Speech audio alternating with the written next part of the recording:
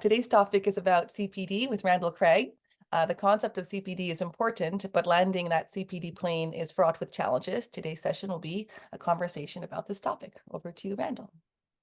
Wonderful. So I guess that the question of, continuous professional development is important, and many organizations realize that it is, but, how does it actually get done? And when I talk about CPD, I'm not talking about some of the regulatory compliance training, for example, that the law requires. For example, anti-money laundering training. I'm not, or for example, occupational health and safety training that might be mandated by law.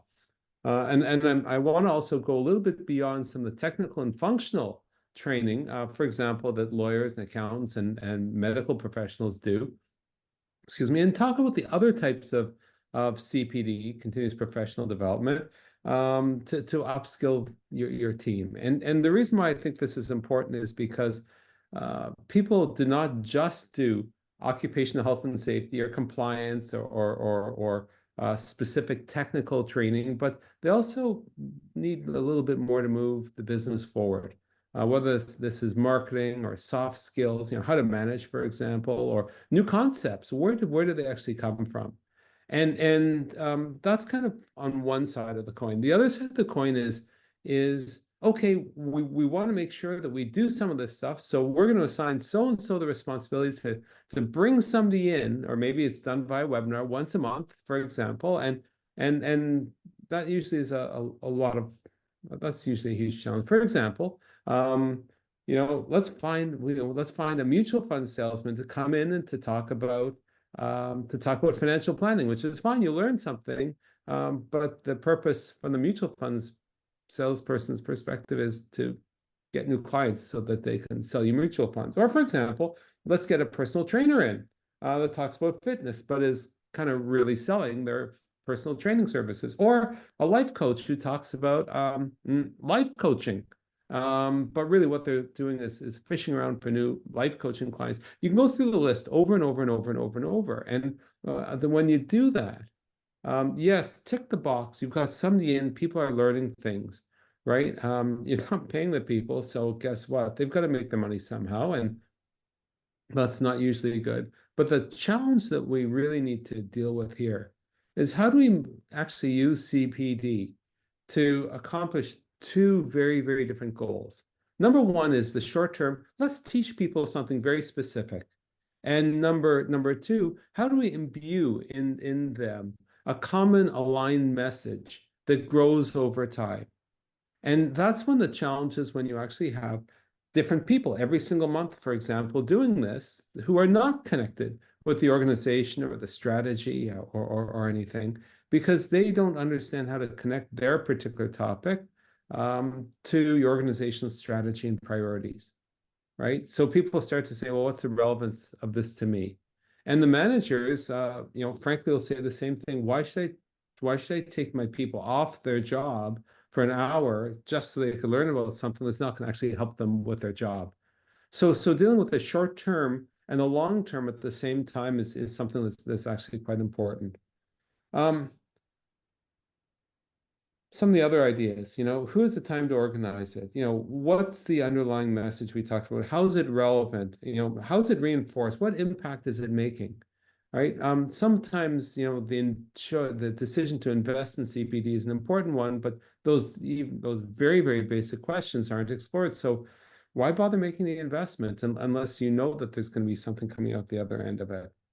You talked about bringing in, like it's very typical now. Most associations, as you said, they'll bring in one speaker this month, one speaker the next month. They have different experts coming in.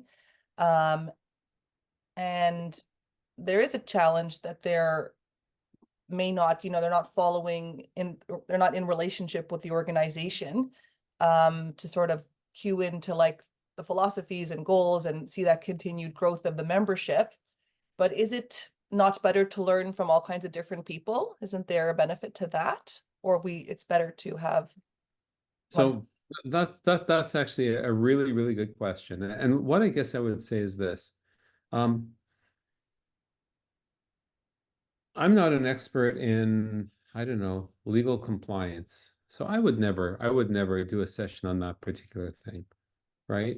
But there are quite a few things that I am, an authority on, and for those kinds of things, yeah, it might be better to have one person who can weave those disparate topics together and wire them into into the strategy and priorities of the day, right? I think that you want to make sure that the person that you actually have, if this is the path you want to go, actually is an authority in those areas, has the experience, etc., to speak to them, has done it before, all those things. I also want to sort of just take one step, higher up on sort of the ladder. CPD is really useful in two different areas. One is for associations because you want to provide that extra benefit to your member. The second thing is in the corporate sense, in the sense that you want to grow a team that is powerful, aligned, and so on. And in that particular case, I'll give you one example of why you might prefer to actually go to one supplier as opposed to, different people every single month. Let's just say I'm coaching the CEO, which is one of the things I do, right? Or I'm doing the keynote at a conference, which is also something that I do. There's a huge amount of research that goes into that. With a CEO, you're working with that person, every single month, and you're solving the issues of the day. And when it comes to actually doing the CPD every month, guess what? You could weave some of those messages and priorities into it. And the Q&A that happens during that CPD, you could feed back up to the CEO if you've got the coaching relationship, or you could embed it into the keynote, or one of the various other things that we do from a training perspective. So there's this synergistic effect that is just absolutely huge. From an association perspective, it's the same thing in the sense that you understand what the key issues are of the industry, and you're able to make, for example, the particular thing that you're doing more relevant. Because let's face it, if you want to do good CPD, every single month, there's a huge amount of research as a provider that you actually have to do. For me, before I do anything, I'll typically interview 2, 3, 4, 5, 6 people, okay, just to get their perspective on it. I'll do a fair amount of industry research. I'll find out what the issues of the day are, like strategically in that particular sector that the association covers, and so on. Same thing with corporate, CPD. But if you're going to make such a huge investment as a provider, you have to be able to amortize it over a number of different sessions. Otherwise, you just don't make the investment. Right. And if you don't make the investment, that means the CPD isn't customized for the association. People say it is. Okay, they might change the title and may change one or two graphics, but it's not truly customized. Right. And that's the benefit of finding a way to actually have somebody who's willing to actually do a huge amount of investment to make sure that they really understand what's going on in the sector. Right. Or in a corporate sense, what the parties and strategy of the organization are. I know a lot of organizations, for profit or associations, that have their internal staff like rotate doing presentations. We're all familiar with this model where they, offer lunch and learns to their team, or someone will go to a conference and come back, and time is earmarked for the team to come and take the cool notes of what was learned at the conference. What would you say to an organization who kind of uses this model to upscale their team and call this their CPD? So number one, I think that this is critical. Okay, not only does it help, spread the cost of when somebody goes away to a conference and everyone can learn a little bit. It helps the person develop a little bit better presentation skills. It's sort of, it's kind of free. It's so all these things are good about it. Okay, and they should continue. But where do the ideas come from outside the organization? Right? Completely different ideas, newer ideas. You can't always send everybody to a conference. Sometimes it doesn't stick. You end up having, not that kind of approach every single month. I think for larger organizations, having people from other parts of the organization come in to talk about what they do, that's also something that's very valuable. Is that really continuous professional development, or is it really more about wiring the organization? I think it's probably more about wiring the organization in that particular case. And I'd still say, well, you know what? Maybe there is a role for CPD, but it's designed to solve a different problem. right? The fact that somebody from accounts receivable comes into the marketing department to talk about what that group does and how they might work together, etc. That should still happen. That should still happen. But that's different from learning, for example, how to be a more agile marketing organization. The whole question of agile, or for that matter, how to be a great manager, okay, or new thoughts on management, or whatever the topic. Critical thinking is another good one, right? It's very hard for somebody just to sort of walk in and do a presentation on critical thinking unless they've done a fair amount of work in the area in the past, just as an example. So I think these are all for both in the organization, and you can't invest too much in your people. The stuff that's done internally at no cost is a solution for one problem. Getting outside perspective is a solution for another one. You talked, pardon me, about, bringing in experts on different topics and how, ultimately they're there to teach, but their ulterior motive is that they want to sell and get more clients. Randall, how is that avoidable unless you're hiring only, retired academics? How is it avoidable to not bring in an expert who's also trying to pay their rent? It's very simple. You pay them. It's very simple.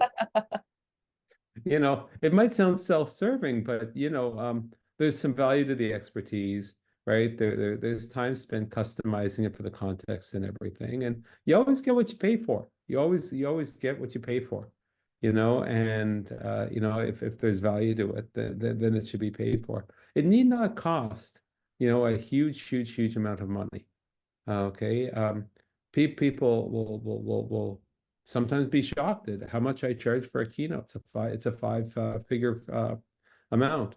And then when I sort of break down and talk about all of the research and interviews and all the other things that do the cost per hour is actually very low. So picture this: if I went to a conference and spent all that time doing all that work, and then I did CPD afterwards, I don't have to repeat all that same research and interviews for delivering the CPD. So the cost per session of the CPD is vastly less because of it. On the other hand, if I didn't do that research, the research would have to be paid for at some particular point, or frankly, I'd have to make my money some other way, like trying to sell, and we're not fitness trainers, or we're not mutual fund salespeople. We don't sell vacuum cleaners. We're not trying to sell vacuum cleaners here, right? So it's you got to pay for it. If you don't pay for it, there is no money in the budget for it. Let me suggest it's not a question of no money in the budget. It's a question of you just have different priorities, which is fine too. Some organizations do not believe in investing in their people, or they say they do and they choose not to. So it's a question of figuring out the priorities. There's some clever ways that we can reduce the costs and make it fit, etc. We've been doing this for a little while, but you pay one way or the other, right? You just have to decide what you want to put in front of your people. Yeah. So one of the ways that we work with organizations is we, offer this continuous CPD, and we'll come in monthly, quarterly, whatever it is, different departments, and offer, a drip of learning different topics for employees, HR, learning and development directors, or association membership staff whose job it is to source and curate that training. People are already on edge about losing their job due to budget cuts or due to AI taking their work, or or what would you say to someone who sees what we're offering and feel like it's stepping on their turf rather Oh than? my God, it's the exact opposite. There's no stepping on the turf. Here's the thing: for every organization we've gone into, we might know that the subject matter, we may know how to communicate, how to train, how to reinforce, etc. But that learning and development person, the event person, the professional development person, they know their audience, they know their members, they know their staff better than we would. They know the industry better than we would. I just think that there's a whole bunch of things that need not be on the plates. and there's no shortage of things to do if you're in any of those roles. But why do the stuff that other people can do for you? And that opens your space to do some things that are innovative, right? It allows you to dive deeper in the areas that you've been putting off all these years, right? And to explore a little bit. When was the last time, for example, you've done any survey work to understand some of the issues that the members are doing, or for that, or your organization? When have you sort of dealt in and looked at some of the core regulatory compliance training that you've done, and make sure that that's totally up to date and done in the best you know best way possible, or perhaps putting together an internal learning management system, or looked at onboarding training, or looked at all the other things that sometimes get pushed off a little bit. This is just a little bit of a done for you kind of approach, where a lot of the hassle is taken off, because we've got what, 73 odd different topics that you could choose from that we could deliver, right? So no, I think it's the exact opposite. There's no shortage of really important stuff that needs to be done. Okay, but doing all the organizing and logistics and back and forths and emails and this and that and following up with people, that's not high value activity. That does not move the nut for most organizations, nor frankly for most associations. So Yeah, very fair. So most associations, professional association, trade associations, or for-profit organizations, they create their learning opportunities, their webinars, their conference material, typically around their technical area of expertise, which is reasonable. So you have stuff about architecture for the architects and stuff about legal for the lawyers, etc. But what we've seen is that there's a very big gap which our organization is trying to fill, is that associations and companies are not typically providing enough support to help their technical experts, to help their staff build the business, to build their brand, to build their business acumen. So this is sort of where we come in and partner with them, right? That we provide that business support, that entrepreneurial mindset support. Why do you think this gap exists so strongly across the board? oh, that's a great question, Rania. I think the reason why this gap exists is because there's been a huge push to squeeze profitability. Back in the olden days, most organizations had full-time trainers, right? And then they started outsourcing, and then they cut it because budgets get cut. And now a lot of HR departments are very transactive in nature. Got to make sure payroll works. Okay, got to make sure the annual performance appraisal systems are in place. Got to make sure the HRIS, technical systems are actually functioning. Oh, we're going to put up an employee portable for self-serve, and all these factors to extrude any fat from an organization sometimes has meant that training is taken a second fill. At the same time, frankly, some organizations have said, well, we're just not going to invest in people at all. Okay, when we need somebody with a particular skill, we're going to hire them. Okay, and whether you sort of fall into those two or a little bit more enlightened in terms of truly investing in your people, what I'd suggest is this: there's the point in time training that's necessary. Okay, and sometimes organizations don't even do that. People moving into the management ranks, how do we make sure they know how to manage? They've got the business acumen beyond what they did before, right? There's the things that the most senior people are able to get, like coaching. Okay, and that's kind of still there.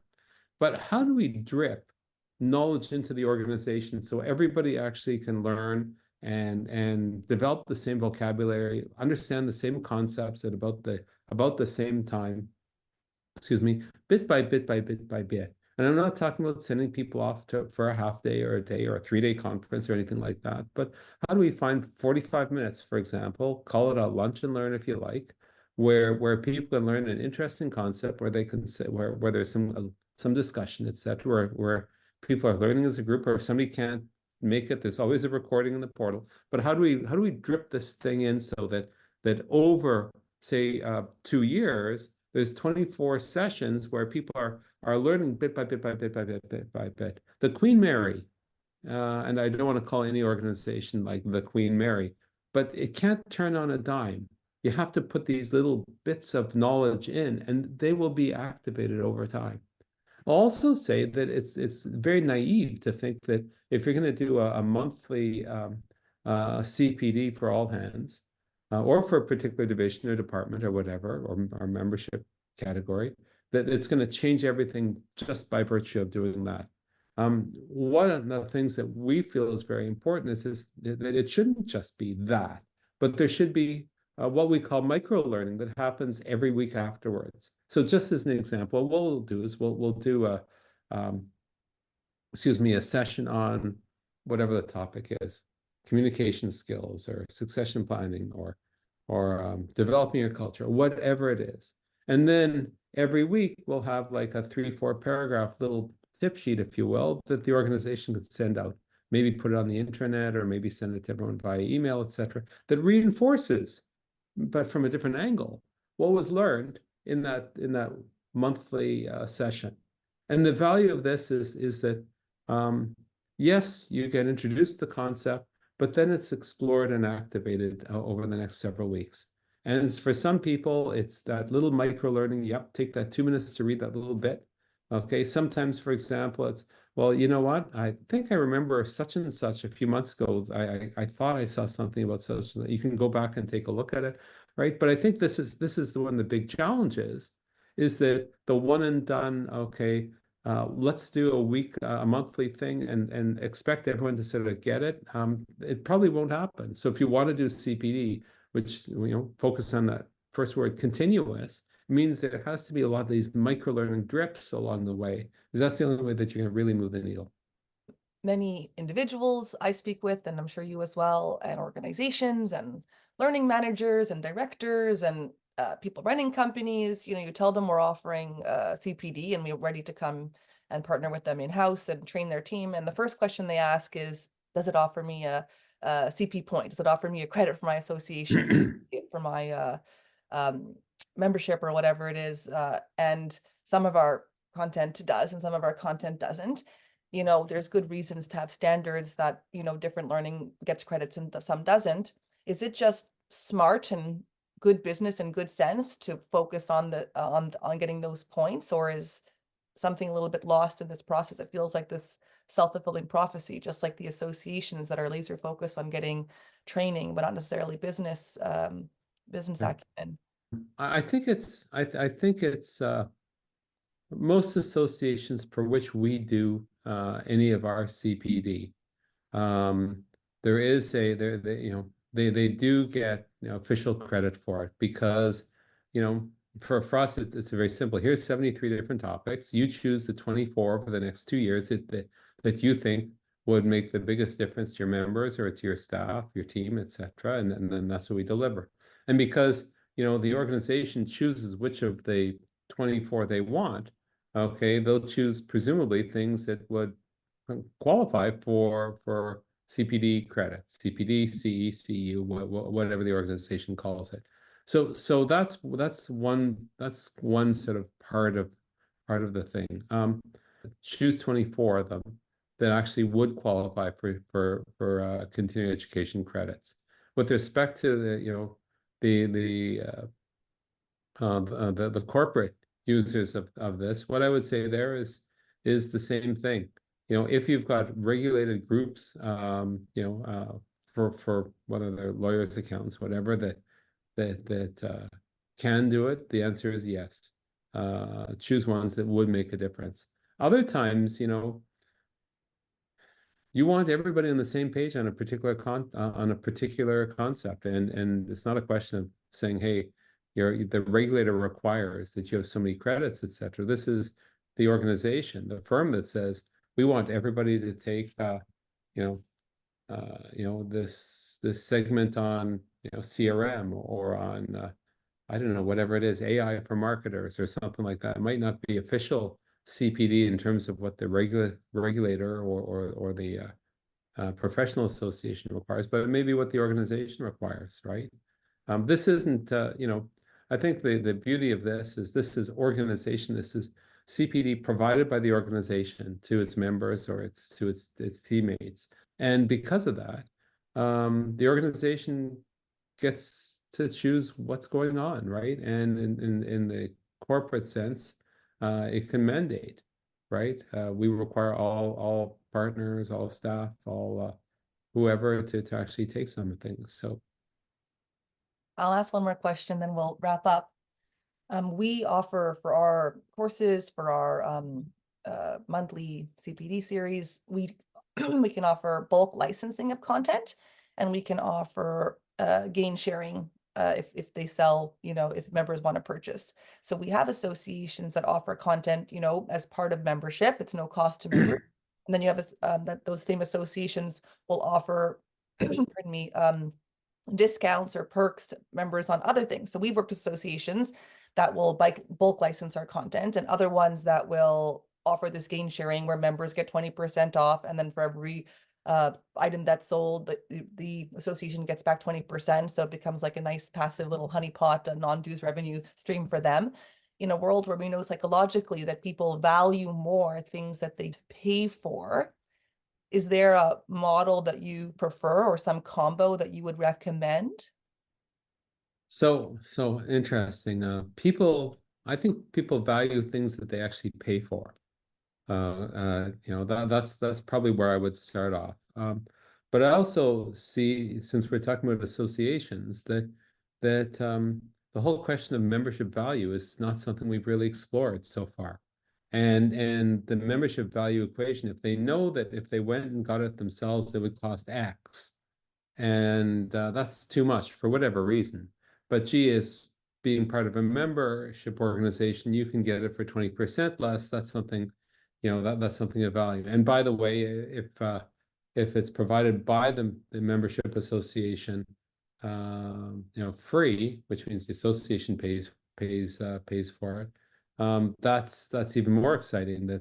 That's a good rationale to actually join the association or maintain membership in the association. So I don't really care which. Okay, I just think that too often the whole question of how we actually deliver CPD is not being explored in terms of all the different options, whether it's the various gain sharing options that we have, or whether it's bulk licensing, or whether it's the other things. I just think that every organization, whether it be association or for-profit entity, is unique, and that's why you have a conversation about what are you hoping to achieve, in terms of learning objectives or member value or employee retention or development or whatever it happens to be. So it really depends.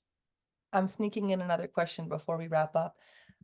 You mentioned earlier talking about, picking a monthly topic for 2 years. I don't know if it's just me, but post-COVID, 2 years sounds like a different universe, life from now. Is, planning something a year, 2 year, 3 years out, irresponsible or responsible right now? Like, does that seem like too long with organizations, pivoting or changing or needs changing, or is that just good strategic sense to get into that long-term relationship with a learning So, so I think the beauty of being able to say, hey, for the next 2 years, here's what it is. It sort of lets members know, if we're talking about members, membership organizations, that hey, this is all the stuff that we've got lined up. Hey, it's done. Set it up and almost set and forget, right? And so from a logistics perspective, it's easier. From a corporate one, it's also the same kind of thing.